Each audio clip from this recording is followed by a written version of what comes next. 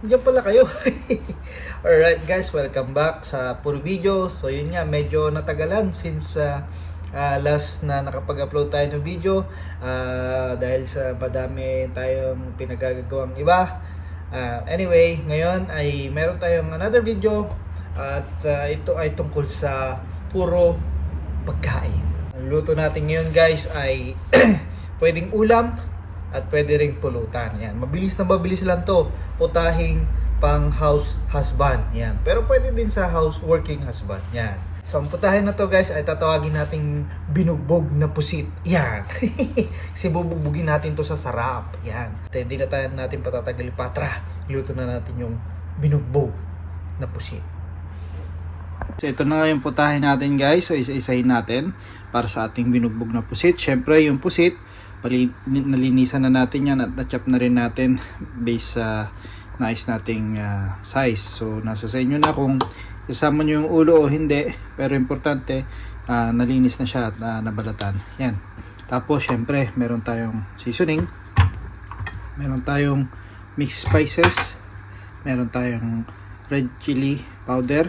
Ito ay optional naman guys kung ayaw nyo na manghang, pero kasi hot lover ako eh. Yan. So syempre asin, and then paminta, parsley. So yan, makikita nyo kung para saan yan mamaya. Lemon, syempre bawang, coriander powder, so mga 1 tablespoon, and then 2 tablespoon ng garlic powder.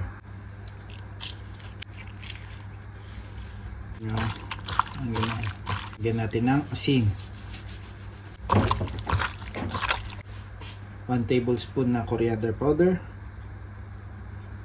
yung 2 tablespoon ng garlic powder. Yan. Mixed spices, konti lang, paminta, konti lang din, red pepper. Yan. More seasoning. Then, pwede na natin yung masahin. Yan. So, babad lang natin to for 10 to 15 minutes. So, 15 minutes, start. Then, babalikan natin.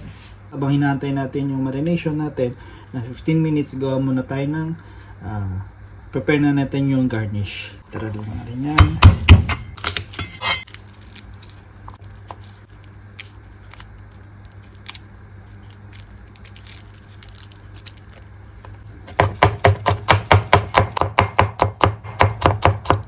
Mas kumatas siya pag ginisa.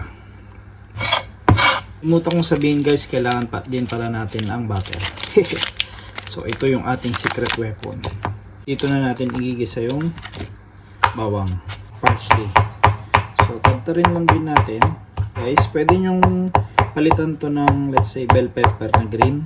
So, sa akin gagamit ako ng parsley, pero yun nga, any neutral vegetable gaya ng, pwede din yung onion, spring onion, yan, pwede din yan. Titititip. So 15 minutes ay tapos na, stop.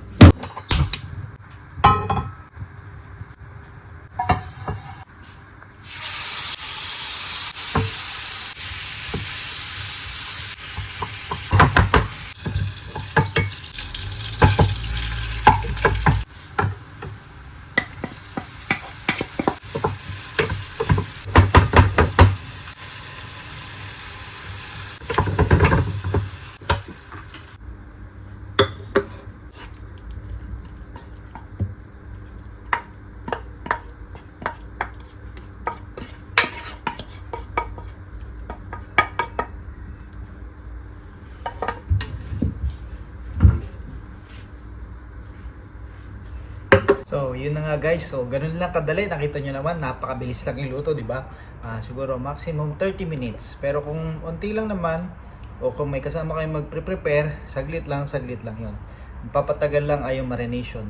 Kasi para manuot yung sarap, 'di ba? Ang technique doon guys, ang pinaka secret doon ay yung kung paano nyo bugbugin, paano nyo himasin yung marination nyo doon sa pusit. Kaya suggestion ko, instead na gumamit kayo ng utensils, ng kutsara o ano mang panghalo, spatula, gamitin nyo yung kamay nyo. So yun guys, maraming salamat sa panonood at see you ulit sa next na video natin dito sa Puro Video. Hit nyo na, tsaka may hindi pa subscriber dyan, tsaka mabago sa channel, hit nyo na yung subscribe button tsaka yung notification bell. Bye!